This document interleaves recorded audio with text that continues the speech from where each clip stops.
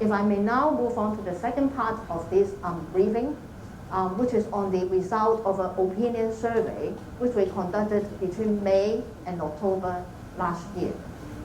The objective of the survey is to understand the public's awareness and attitude on the protection of personal data privacy, and also the attitude of organizations in complying with the privacy requirements of the Privacy Ordinance. The first major topic is use of social media. The survey results show that about half of the respondents use social media on a daily basis. The exact percentage is 48%, but it is a very, I would say, a very high figure. And over 70% of the respondents had a social media account, 77% to be exact. And of this population, 80% of them knew about the privacy settings. Another 80% checked the privacy settings. And of those who checked the privacy settings, actually, they almost always changed the privacy settings. It is reflected by the figure of almost 90% in the diagram here. Sharing of information on the social media. In our question, we talked about personal photos and personal opinions. And it is interesting to note that over half of the respondents would only share personal photos and personal opinions with friends, no others. And over 1/3 of the respondents actually tell us that they would never share such information with the public. Provision of personal data in return for additional information. It is an interesting topic. People are saying that there's no free lunch. So when you're using free internet services, actually you are giving away your personal data in return for something. I would say the vast majority of the respondents, actually, they are unwilling to share their identity card number or residential address. There's a very high percentage of 97% for identity card number and 93% for residential address. And it is followed by mobile phone number, date of birth, personal income. All of this, they are very unwilling to share. But they are not so unwilling when it comes to email address and occupation. But even for occupation, you will see that the percentage is over half of the respondents, 52%. So in summary, it appears that the respondents as a whole, they are very prudent about giving away their personal information in return for something else. Another interesting question which we have asked the respondents is whether they are willing to pay a monthly fee of $20 in exchange for their personal data not being used for advertising purposes. And we frame our question in the context of free email services or internet search functions.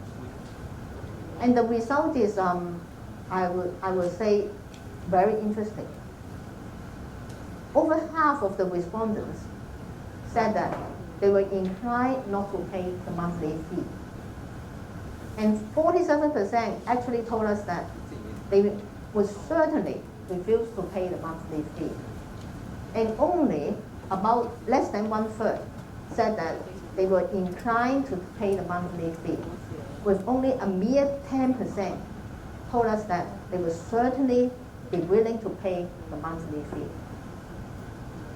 I think there are two possible conclusions or observations from this result. The first possible observation is the respondents prefer to use free services.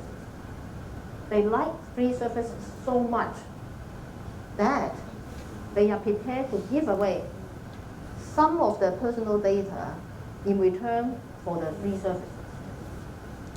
Or the second possible observation is that they don't care that they will be receiving personalized advertising. They are quite happy with that. And that is why they are not willing to pay the $20 per month. I think these are the two possible conclusions from this result. On instant messaging apps, a vast majority, I would say an overwhelming majority of the respondents told us that they use smartphones. 93%. They told us that they use smartphones. And out of this population, almost everyone, I would say, installed an instant messaging app. However, notwithstanding this, it's interesting to note that over 70% of them, they told us that they were aware that the apps would access the contact information, that is the contact list, on their phones. And notwithstanding this, almost the same percentage told us that they consider such access to be privacy invasive. And over 1/3 of them actually considered it as serious invasion of privacy. This result is very revealing because it shows that even though people install instant messaging apps, and they, in the full knowledge that such apps would access the contact information on their phones, they are still concerned about the privacy of the contact information, notwithstanding that they have already installed the app. And I think this result actually supports the public's reaction in a recent incident. And I do not want to go into the details of that incident here. I think you all know what I'm talking about.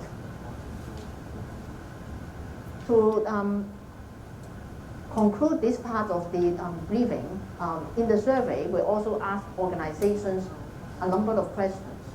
And the most important one being whether they have any difficulties in complying with the requirements of the privacy ordinance. And we are very glad to learn that over 70% of them consider that they have no difficulty in complying with the requirements of the privacy ordinance. Another interesting finding is that about 60% of them, they have no knowledge at all about the personal information protection regulations in the mainland. And I do believe that it is an area which we can work further in order to promote and educate the business sector about the relevant regulations in the mainland. Support for legislative amendments. This table shows that both the public and organizations, they do support legislative amendments to the privacy ordinance. And we have overwhelming support in the areas of, for example, introducing a mandatory notification system for data breaches. They also support that the ordinance should be amended so as to more effectively deal with doxing cases.